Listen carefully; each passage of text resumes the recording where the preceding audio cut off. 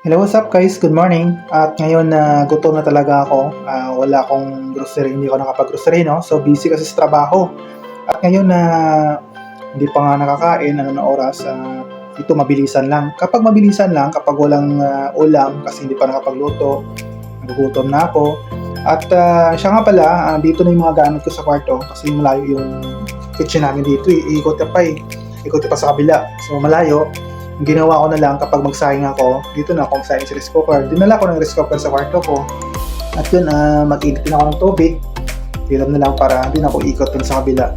So ngayon, dahil may leftover ako na pagkain, gagawa ako ng tinatawag nito yung nilagpang, no? Na Ilonggo sa aming Ilonggo term. No? So ito yung leftover ko na food last night. Ito yung black rice. And guys, black rice ito, no? Ito yung black rice. Yun. May chicken siya natira, so gawin natin nilagpang. Ang nilagpang, ito yung sa Ilonggo sa amin. So ngayon, mostly kapag magnilagpang, example may isda ka, so ihawin mo isda, or pinirito mo yan basta leftover, pwede mo yung gawin nilagpang. So maglagay ka ng sibuyas dahon, gusto mo, katulad nito, tapos yun, onion, tapos kamatis. So yung iba, iniihaw pa yung onion at saka kamatis. Dahil gutom na ako ngayon, nagsaing na ako sa rice cooker. So within 15 minutes, maluluto na yung pagkain natin sa rice cooker. At ito mabilisan lang, 5 minutes lang, magagawa na natin itong nilagpang natin. So ngayon, habang hindi natin ito ihawin na, kasi mabilisan na ito guys. No? Habang mag-prepare tayo dito, mag-init tayo ng tubig. So yun, mag-init tayo ng tubig. Mabilisan to. Pasensya na kayo sa background sa kwarto ko. Ito yung kwarto ko kasi guys. So yun. Ang gagawin natin, no? Meron tayo ditong sibuyas dahon, no? So, ito.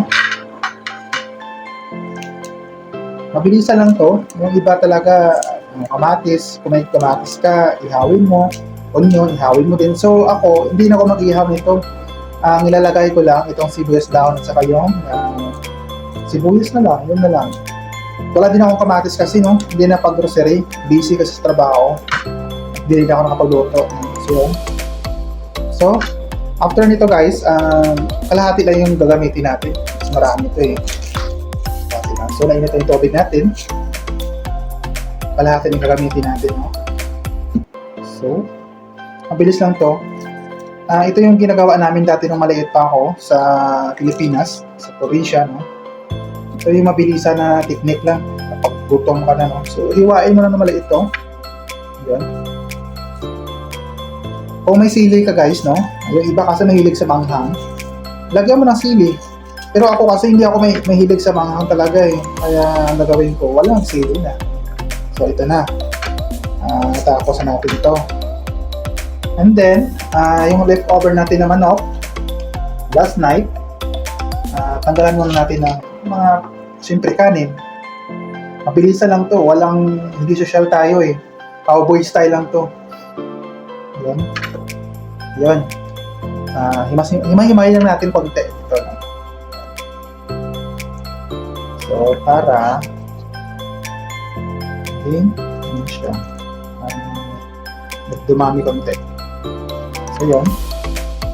Ito na siya. Wait lang.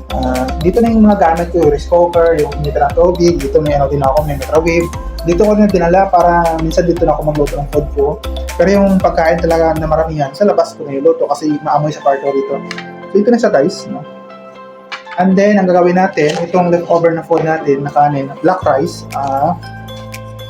ilalagay natin dito sa lagayan at ilagay sa taas ng rice cooker habang sinasain natin yung rice cooker. No? Para, syempre, makain natin din mamaya, mainit natin. Yan. Ito yung discard lang na mabilisan lang. Hindi naman tayo social. Namumuhay tayo ng independent dito sa abroad. No? Wala tayong asahan. Kahit nagkasakit ka dito, kailangan pa rin magluto ng pagkain mo. Lahat-lahat. No? So, wala ka ditong maasahan sa abroad mo, maliban sa sarili mo. Kasi yung mga kasama mo sa trabaho, siyempre may mga kanya-kanya kami mga trabaho din.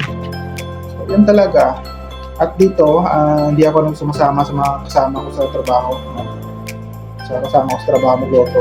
Mag-isa talaga ako kasi gusto ko. Siyempre, tama na ako din sa magluto eh. So ito, lagay natin. sa rice cooker. Tapos ipaluto na yung ating kanin. Yan na siya guys, no? So dahil mainit na yung ating tubig, punin natin, no? Lagyan natin ng konting asin. Asin lang, konti lang. Konti lang guys, no? Yun. Parang instant na to eh. Instant food na to sa amin sa Ilonggo. Lagyan natin mainit na tubig.